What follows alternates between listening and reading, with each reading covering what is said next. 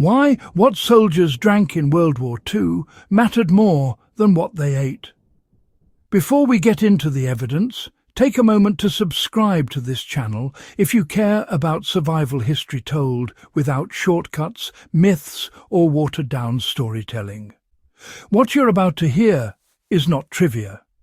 These were liquids that kept men alive when medicine failed, supply lines collapsed, and environments actively tried to kill them.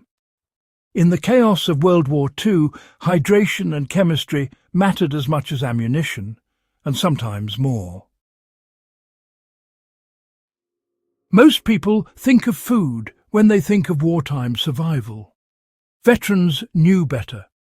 Liquids carried calories, electrolytes, medicine, antiseptics, morale, and in some cases the difference between infection and recovery. These 9 drinks were not comforting luxuries. They were calculated tools, often unpleasant, sometimes dangerous, and absolutely essential. Alcohol-based field disinfectant drinks were last resort medicine. When morphine ran out and antiseptics were gone, soldiers used high-proof alcohol diluted with water to clean wounds internally and externally. Vodka, rum, or industrial alcohols captured from enemy stockpiles were sometimes boiled and diluted to kill bacteria. It burned, it dehydrated, and it could kill if misused, but untreated infection killed faster. The practical lesson here is clear for modern survivalists. Alcohol is not a casual beverage in austere conditions. It is a tool. If you ever find yourself without antiseptic, the priority is dilution, boiling, and controlled use, never consumption for comfort. Salted tea functioned as a primitive electrolyte solution.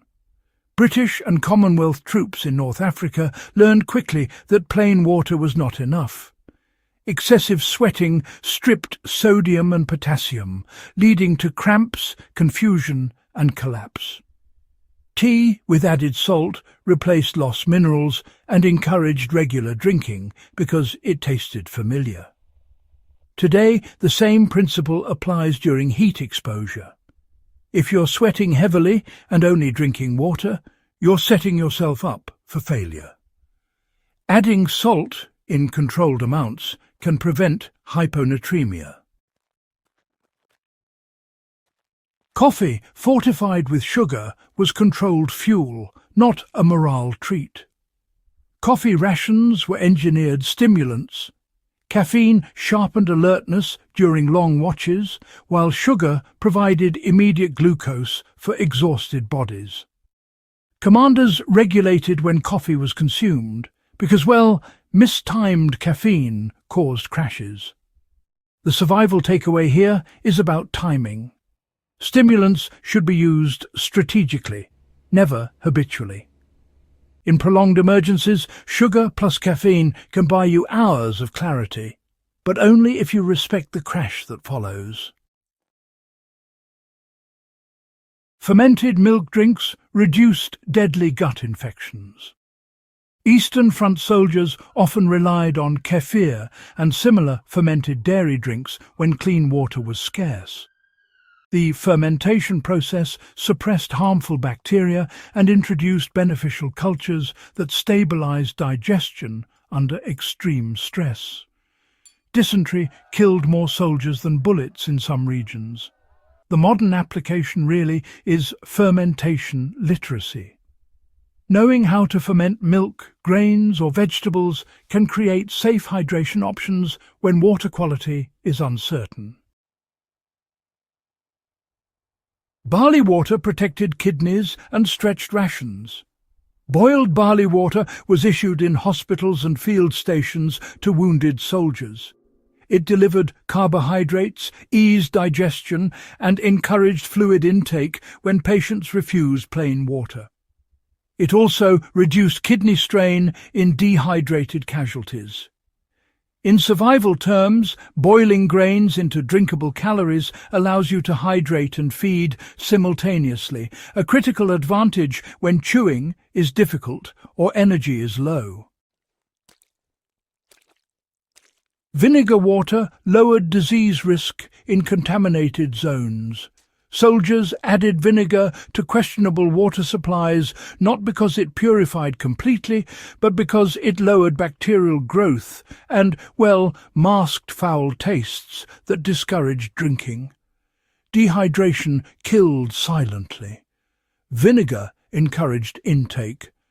The lesson here is psychological as much as biological. If water tastes awful, people drink less. Improving palatability can save lives even when purification is, imperfect. Cocoa became a thermal management tool in cold theatres. Hot cocoa wasn't issued for comfort alone. Its fat content slowed digestion, sugar provided heat-producing calories, and the warmth prevented hypothermia during static defences. In cold survival scenarios today, warm, calorie-dense drinks really outperform cold water for maintaining core temperature. This is physics, not nostalgia. Herbal infusions replaced unavailable pharmaceuticals. When supply lines broke, medics used chamomile, mint, and willow-based teas to reduce pain, calm nerves, and control inflammation. These were not folk remedies chosen at random. They were selected based on known physiological effects. The modern survivalist takeaway, honestly, is plant literacy. Knowing which plants reduce fever or inflammation can bridge gaps when medicine disappears. Rehydration broths prevented collapse after extreme exertion. Thin meat or bone broths were issued after forced marches to restore sodium, protein and fluids simultaneously. Soldiers who drank only water after severe exertion often collapsed. The practical lesson here is recovery sequencing. After heavy exertion, replace salt and nutrients before flooding the body with plain water. Why do these drinks still matter today? These liquids were engineered responses to stress, climate, injury, and scarcity. They were not random comforts. They were survival systems disguised as beverages. For historians, they reveal how armies adapted biologically, not just tactically. For survivalists, they offer tested principles you can apply now. Hydration must include chemistry. Temperature matters, fermentation saves lives, and morale drinks are often medical tools in disguise. If this kind of deep evidence-based survival history is what you value, do consider subscribing to the channel, share this episode with someone who still thinks war survival was just about guns and grit, and stick around. The next story may teach you something that keeps you alive when comfort is no longer an option.